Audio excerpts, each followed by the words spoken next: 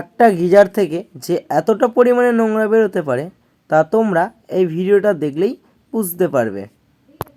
আজ আমি চলে এসেছি এই গিজারটা চেক করতে। তো গিজারটা আছে দেবগ্রাম ড্যাঙাপাড়াতে। গিজারটার প্রবলেম হচ্ছে সুইচ অন করলে অতিরিক্ত নয়েজ করে।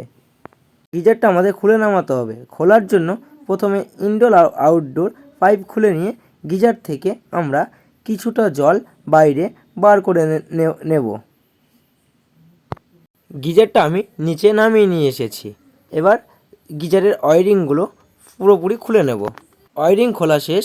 এবার আমরা এই 6টা নাট খুলে নিয়ে গিজারের কয়েলটাকে বাইরে বার করব।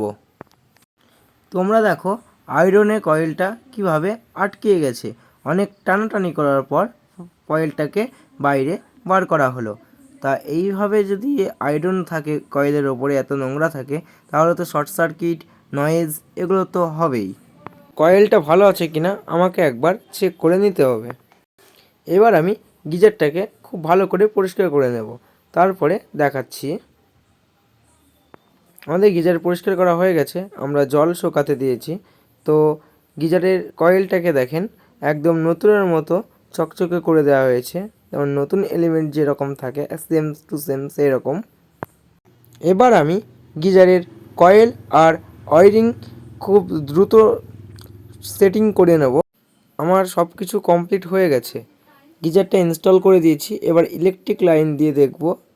ইলেকট্রিক লাইন দেওয়ার পর দুটো ল্যাম্পই জ্বলে উঠেছে, রেড অ্যান্ড গ্রিন। এবার কিছুক্ষণ রেখে দেবো, জল হিট হওয়া পর্যন্ত অপেক্ষা করব। কিছুক্ষণ অপেক্ষা করার পর আমি ট্যাপ খুলে দেখে নিচ্ছি জল গরম হচ্ছে কিনা। তো ট্যাপ খুলে দেখার পর দেখা যাচ্ছে জল গরম হচ্ছে।